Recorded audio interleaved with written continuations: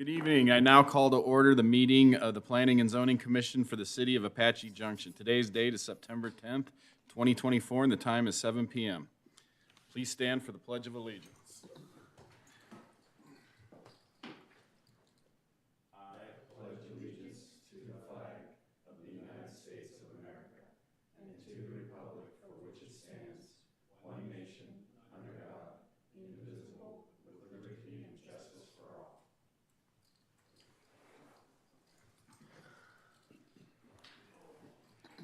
Rudy, roll call, please.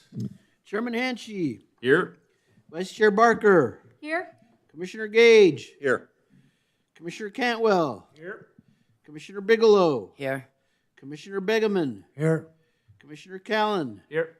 7 present. We have a quorum, Mr. Chairman. Thank you, Rudy. Do we have a motion to approve the agenda and minutes? Mr. Chair, I move that the Planning and Zoning Commission accept the agenda as presented and approve the minutes from April 23rd, 2024's regular meeting. Second. Rudy, I have a second. Commissioner Callan. Yes. Chairman Hanchey. Yes. Vice Chair Barker. Yes. Commissioner Gage. Yes. Commissioner Cantwell. Yes. Commissioner Bigelow. Yes. Commissioner Begeman. Yes. So moved, Mr. Chairman. All right. There's no old business this evening. No, sir. We now have new business, discussion on the update for the concentrated downtown master plan document by Patrick. Yes, sir. Patrick is our Economic Development Director, and take it away, Patrick. Good evening, everyone. I'm going to introduce Jeff Danzak from Swaback. He is the face of this plan from the consultant side, so I'm going to give the floor to Jeff. Thank you, Pat. Mr. Chair, Commission members, my name again is Jeff Danzak, 7550 East McDonald Drive, Scottsdale, Arizona. I am a partner and owner of the firm Swaback. We are the consultant working on the referenced downtown master plan. It's good to see everyone. I think I have either met or talked to everyone previously during this effort. What we want to do, we're getting close to the finish line on the master plan update, so we wanted to make sure to meet with you all, take the time to do a quick review and get your input. Before I start, I do want to thank Pat, Rudy, obviously the mayor, the city council, you all, city manager and assistant city manager for all the time and effort that has been put in to date. I know Pat has been really a one-man shop in terms of economic development, but as I think you all know, he has spent an abundance of time on this effort, and we appreciate all his help. So with that, before I get into the detail, if I think, again, most of you remember we've had the chance to talk to you about aspirations and goals for this process, and one of the things I think that was really interesting through these last few months is we have had many, many meetings, is that there was a really substantial amount of collective similar input that we got throughout the community. And I must tell you, our firm is fortunate to do these kinds of studies all over Arizona and all over the United States. And many times with these studies, there's a wide variety of opinion and attitude and input, which is fantastic. But I must say in this case, surprisingly, a lot of continuity between all the feedback that we got from everyone, from meeting individually with public officials to the group meetings that I think we had throughout the process. So that's a good sign, and again, I think that's a credit to the city and the work that came before us. Okay, in terms of that work that came before us, as you guys know, there's been lots and lots and lots of studies that have been done over the years in Apache Junction for the downtown. And no surprise to you, because we heard it from a lot of you folks, one of the biggest comments that we got back from folks was the idea that people were a little bit maybe frustrated that over the years there's been so many studies done, but maybe not as much output from those studies. So one of the things that we heard over and over and over was to please try to tee up this master plan so that it was reasonable, attainable, realistic, and so forth. So to that end, this slide that we have up right now, if you go back, Pat, this is from your economic strategic planning document, again, that the group was involved with. And one of those action items, lo and behold, was to create a new downtown development related to the master plan. And within that, looking at retail, entertainment, multifamily housing, trail connections, and so forth. So really, to your all credit and the city's credit, you had the impetus to continue to look to refine that planning document to get it to where a place where, again, I think we could really focus in on actionable and attainable goals. Next slide, please. From your general plan, again, goal 4.1, develop a downtown master plan. Again, this reinforces that not only are you all involved in creating these documents, but that you're taking action on these documents and trying to advance them, because at the end of the day, what we all want is development that will serve the community for years to come. Okay, so back to the study area, and again, back to a lot of the comments that we heard from people previously is that some of the previous studies were a little bit overwhelming. They included, vast amount of land area related to the downtown. So one of the things that really from the impetus of the city was to focus this updated, concentrated downtown master plan on the core downtown area. And again, we think that's really, really important because what we've tried to do is to tee this up with, again, actionable items that we think are super realistic in terms of next steps to actually create development, coordinating with private development to make something happen within the downtown. So within this downtown area that's highlighted in red, I think Pat can use his mouse, and he's going to just show you the kind of core focus area, of course, which is the 16 acres within the triangle, again, as you know, which 10 acres the town has purchased.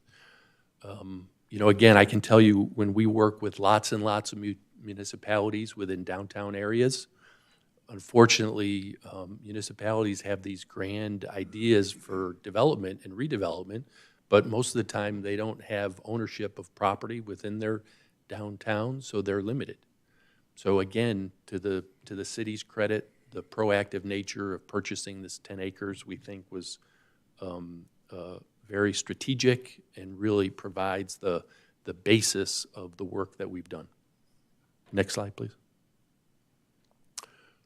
Okay, when we all had the chance to meet originally and talk about some of your aspirations and concerns and input, one of the things that we spent time with you was reinforcing the idea that we were going to make sure to obtain public input.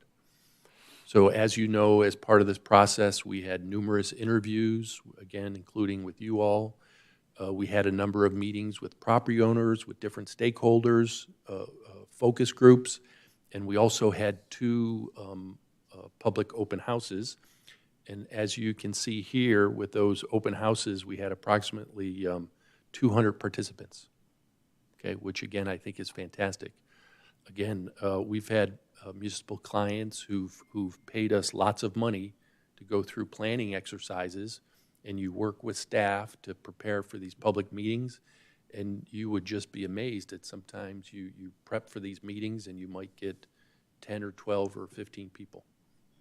So it's a credit to the community in Apache Junction that we really got a robust turnout for these events, which was super helpful. So if you look at that photograph of that meeting, that's one of my colleagues in the foreground, Lewis, who was explaining something to someone who had a question. And again, working with Pat, we were really careful to set up these meetings in a way that it gave everyone a chance to give input.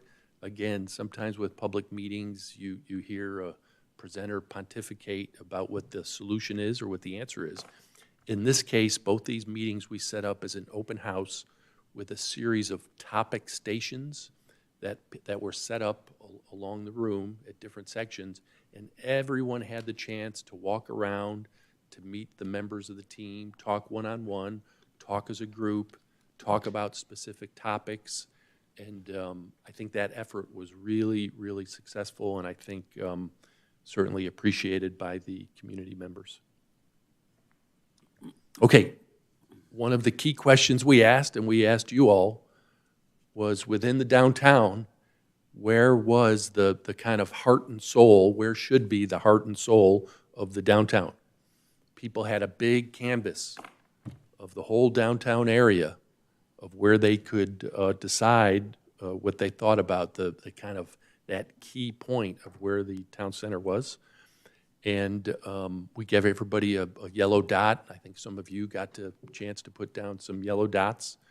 And obviously, the most of the concentration was in this triangle piece, okay, which is great news. If it was, off several blocks to the north or off several blocks to the east, I would have been a little bit concerned. But thank goodness that didn't turn out to be the case, and I think everyone was excited, again, about the 10 acres that was purchased, coordinating with the adjacent existing 6 acres that's privately held, to really focus on that 16 acres to create the opportunity for new development and the idea of a new city center for the community.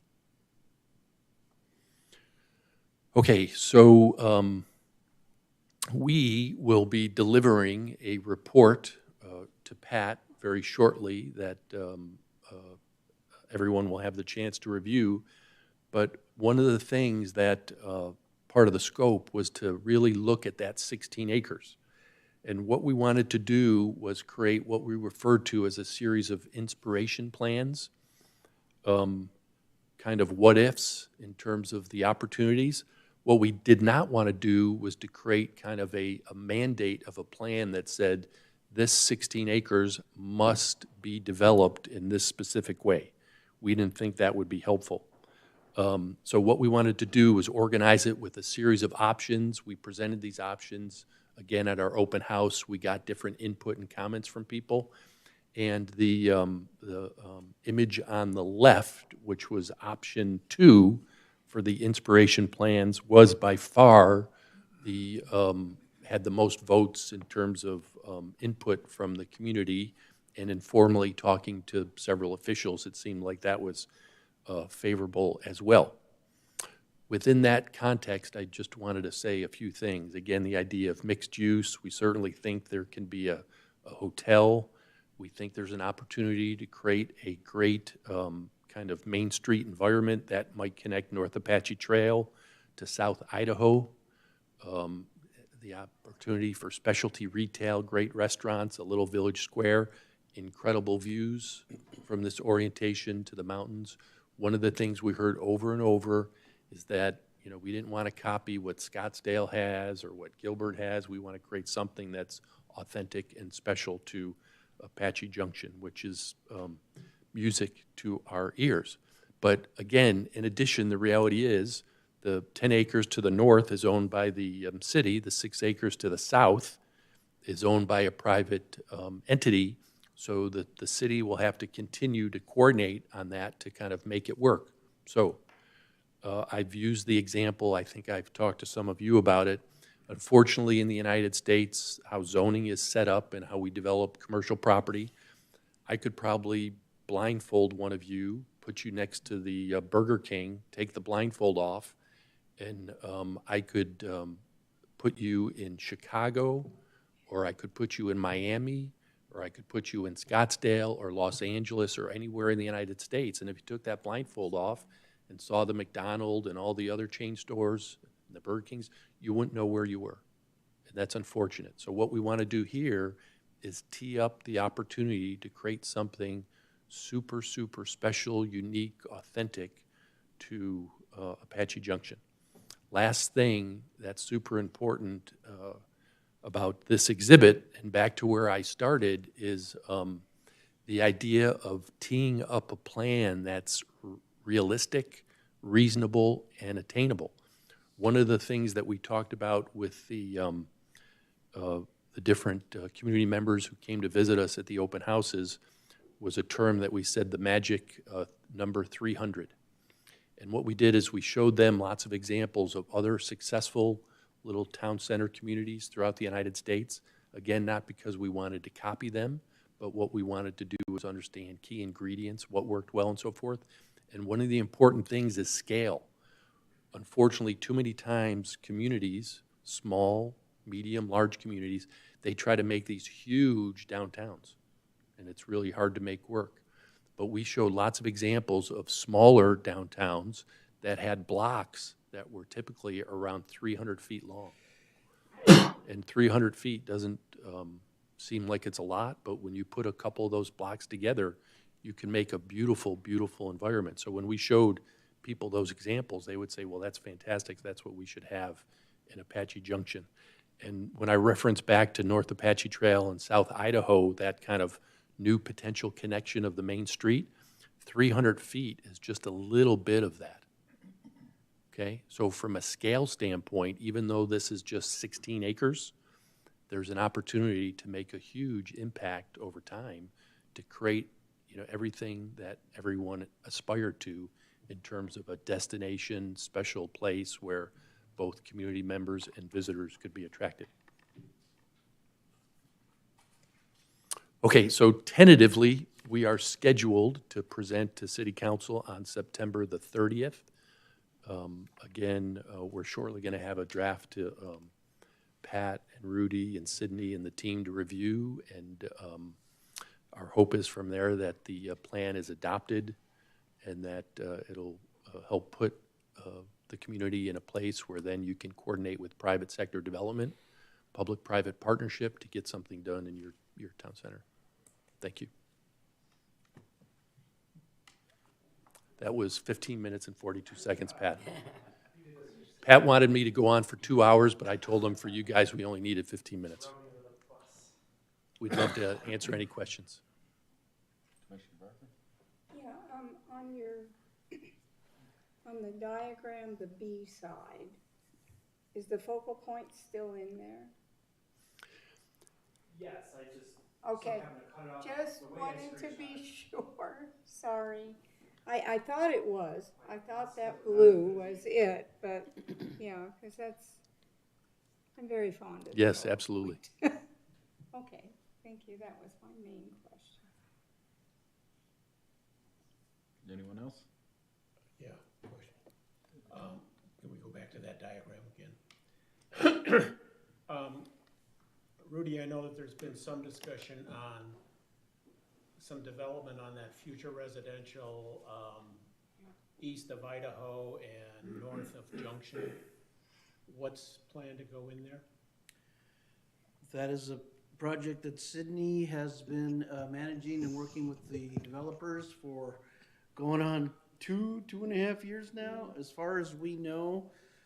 Well, it started out as a mix of townhomes and apartments. Last we heard, it was all going to be apartments.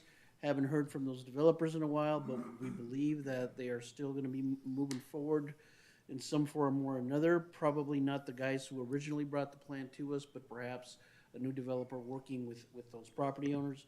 Sydney, you know more than I do. Commissioner Canwell, that's correct. We haven't heard from that development team in a bit of time, but the last we've heard, probably approximately 6 months ago, is that they still plan to move forward. They were having some financing issues, and they were going to sell to another multifamily developer, but the overall plan remained the same, 3-story multifamily apartment use. 3-story was my question, because I thought I had heard 3 stories. And if you're putting up 3 stories there, then that kind of blocks the view of the mountains for the development area, correct? Possibly, yes. Gonna go over well. Yes, that's why I brought it up. It's already zoned for that though, correct? Well, Yeah. if they don't have any changes, if they just go with straight zoning, they're fine, but if they have changes, then. Right, but I'm just saying currently it's zoned for that. Chairman Hanchey, it's Zone B3, and so it would actually need P&Z approval via a conditional use permit. Okay. However, when the site plan does come in, we will make sure that we'll take the 16 acres in consideration for view sheds and things like that. So we'll try to be careful during that process. Okay. And if I recall, A is a hotel, B is retail, and C is restaurants and so on?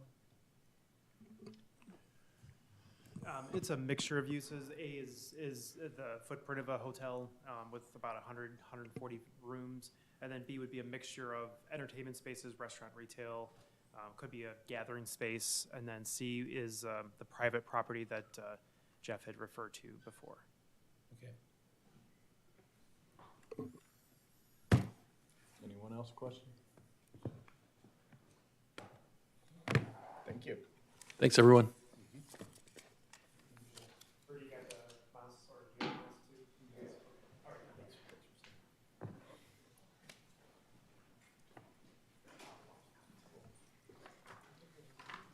All right. So now we're on to the public hearing portion. Next item is public hearing presentation discussion. Public hearing and consideration of case P-24-71-AM, a text amendment to modify current accessory structure regulations. Erica? Good evening, Commission members. My name is Erica Hernandez. I'm a planner on staff. This is just going to be a brief presentation for a proposed text amendment to Section 1-6-5, Accessory Structures, in Article 1-6, Supplemental Regulations. So just a little background, there is growing interest in the community to allow showers in accessory structures. And on August 6th, City Council made a direction to staff to review and provide recommendations for a proposed text amendment to accessory structures to allow showers.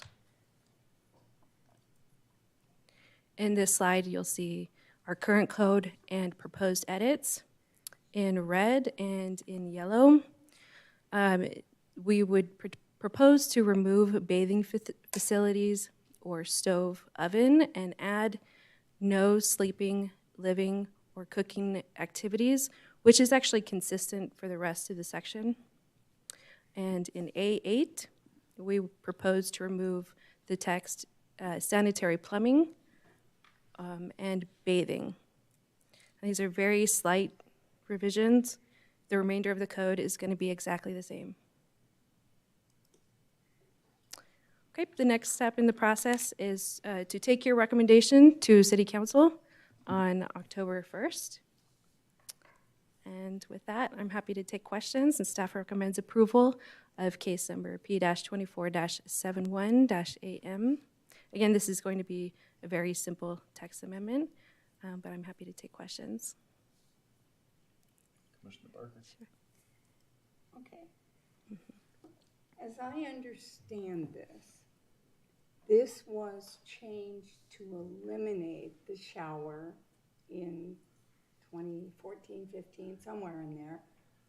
I vaguely remember this, Rudy, because people were using it as living spaces. That's correct. They Okay. were. So my question is, what has changed that we would add this back and people would not use it as living space for some miraculous reason? So unfortunately, we can't guarantee that people will not be using it as living space, but to accommodate the residents that need it, for instance, a resident was requesting showers in the bathroom for medical reasons, and City Council believes that the current regulations are too strict for accessory structures, and allowing showers would facilitate his needs greatly. Okay, so we have one person who has a medical problem who needs a shower in a shed. I believe it's a shop. Okay, a shower in a shop, okay. I'm just really confused by, yeah. Sydney, you want to say something? For just 1 second, Vice Chair. This text amendment is really a text amendment in order to facilitate convenience Right. for people that have a detached garage, a shop, such. It actually would be convenient if you are woodworking or metalworking or working on your vehicle dirty to not enter your residence in that fashion. I know I was married in the past, and my wife probably wouldn't appreciate me coming into the house with sawdust and et cetera.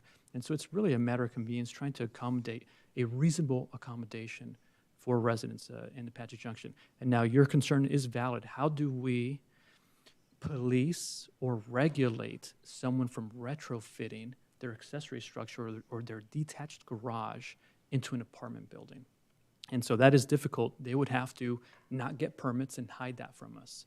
And so we are working under the understanding. It's easy to do, We are, Sydney. we know it. However, there has been, in the last year or so, state legislature updates that are making it now easier than ever to facilitate guest houses. Right, And so, I know the legislature Yep, put that through. and so but actually, there are still rules and regulations that go along with that.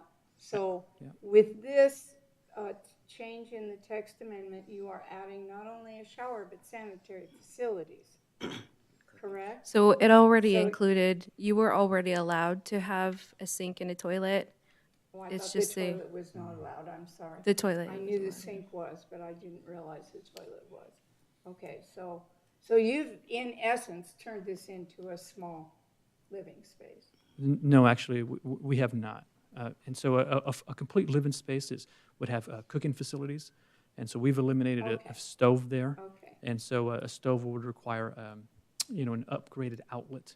And so we have noted that that is not allowed. So no sleeping, living, or cooking facilities would be allowed. And so it's just, where we are deeming this text amendment is just a text amendment out of convenience, really. you're so sweet. Thank you, Vice You Chair. are such a sweet Thank you. guy. Thank you so much. I appreciate that. Mr. Chairman, Vice Chair, someone could build an accessory dwelling Sure. unit, but it would be subject to different setbacks. Sure, yeah, It would I be subject to understand that. greater Yeah, setbacks. They have to have the The opportunity is setbacks, still they there. have to If they have- want to do that, we're still going to have an issue with folks who, Yeah. Okay, do this. I just was, I think my major concern was we started out, it was okay. Then we changed it. Right. Now we're saying, nah, it's okay again. I just hate to see us keep going back and forth on these things. It just seems like such a waste of your time, our time, everybody else's, so. So noted. I have I one question. exhausted that. We consider an accessory structure anything over, 200 feet, when it's a shade structure? A shade structure up to 200, open-sided shade Right. structure up to 200 square feet, now actually doesn't even require a permit. Right. Any But if it goes structure. over, Yes, if it's over 200, yes. Any and then do these structure, rules apply to that? Ooh, what a good do these rules question. apply to that? Yeah, it's an I- accessory In an open structure. shade? Well, it'd be, once it's over 200 feet, Uh-huh. do these rules apply? Because then it's considered an accessory structure, right? Yes, So yes. what if I were to build a 250-foot outdoor kitchen that was covered by shade? That's going to have cooking. And according to this, we're not allowed. Put a hot Like plate an outdoor kitchen under a shade. Yeah, like a I have my barbecue and I want to put my sink there, maybe a pizza oven, and have And- lounge area under my cover. And have sleeping and Well, not sleeping, but sanitary lounging facilities? or whatever. But it's open-sided, but it's over 200 square foot. It would be then considered an accessory structure, Yes. and then I couldn't have my cooking facilities there. Correct? You can have Chairman Hanchey, if it's open-sided, what it really sounds like it's a ramada that is over a Right. barbecue area. But it's considered an accessory structure then, ain't it? Just the ramada or the shade structure would be considered an accessory structure, not what it's shading. Okay, but if I have that oven and cooktop underneath it, It sounds like a great time, and I hope I'm invited. I just want to make sure we don't run into problems And with I'll, this in the I'll, future. I'll bring over my sleeper couch and lazy boy and my I got a futon you can have. 98-inch color TV with remotes. Yeah, I think we'll move right in. That's right. So Chairman Henchy, the nuance of the code is, if it works more like a ramada, Okay. right, then it's a ramada, right? Okay. But if it's completely enclosed, then it's a room. Right. And then that is, we would view that differently. I was just reading everything earlier before, Sure.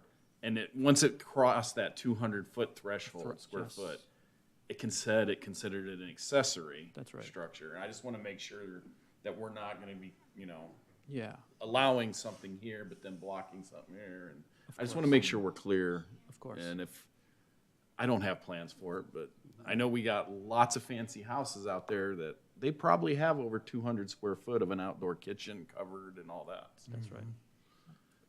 I was just at one the other day. I have a couple questions. Go ahead. I'd like to know how many residents are asking for this? What's the percentage to our population asking for this? So, oh, my apologies. Can I actually take that, Erica? Sure. And so, we don't have, Commissioner Bigelow, we don't have the exact numbers, but this is actually a frequent request that we get throughout the year. And so and by frequent, I mean maybe 3 or 4 people come to the counter, or they email us, or they give us a phone call and say, hey, is this allowed? And 3 then or we tell 4 them- and- people a year? What's that? 3 or 4 people a year? 3 or 4 people a year, that's right. And so That's not a lot.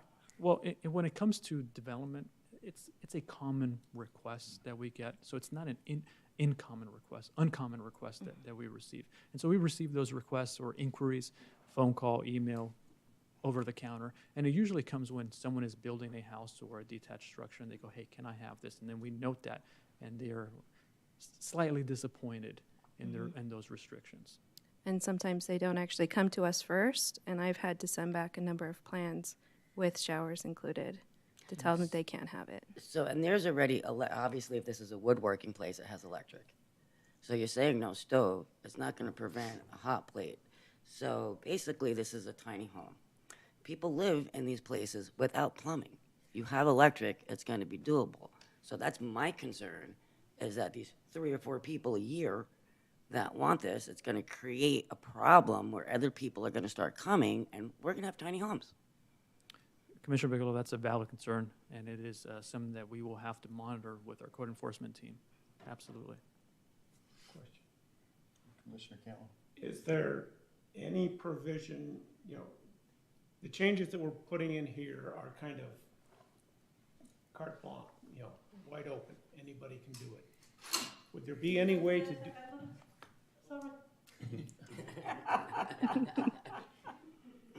Is there any way to do this on an exception basis? For example, this guy who came to the city council meeting has a woodworking shop and wants to put it in.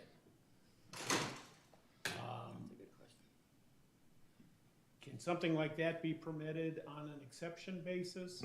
Or do we have to change the code and let everybody do it? Commissioner I think we have Cantwell. to change the code to have everybody do it. Commissioner Cantwell, we have 2 issues at hand when it comes to that fair and logical consideration. We have an issue of fairness, Yep. right? And then we have an issue of legal liability. And so we cannot pick and choose winners or losers. And so if we change the code, it needs to be applicable to everyone. That's kind of what I thought, but I just wanted to ask the question. Yes, sir.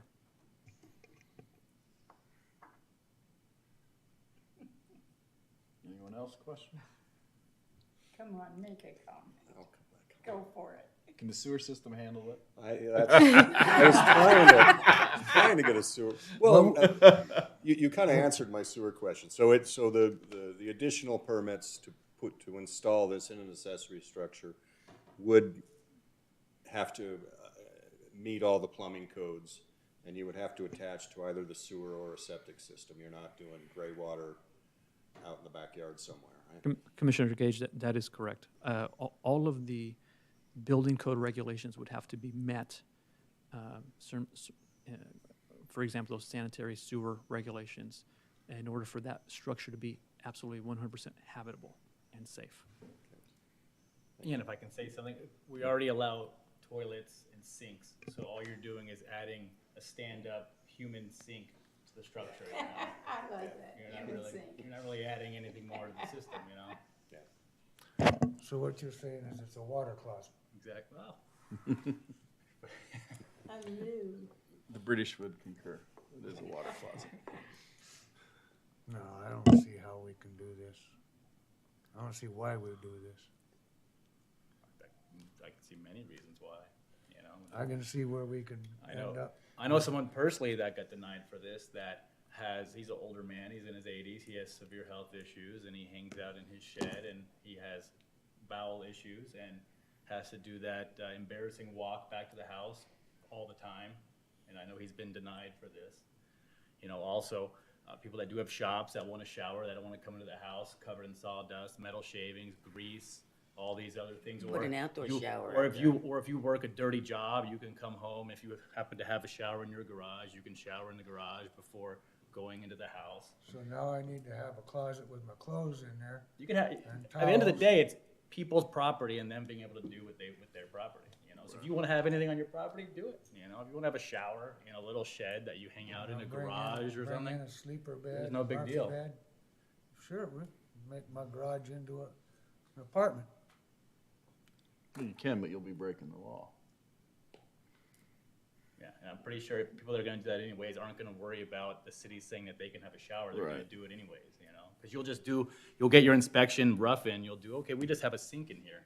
Okay, they finish the project. You say, okay, cool. Let's just go ahead and channel this out and put in a shower. It's no big deal to do. So if people want to do it, it's going to be done. Now it's people that want to obey the law can be able to do it, you know? That's all we're doing. Right.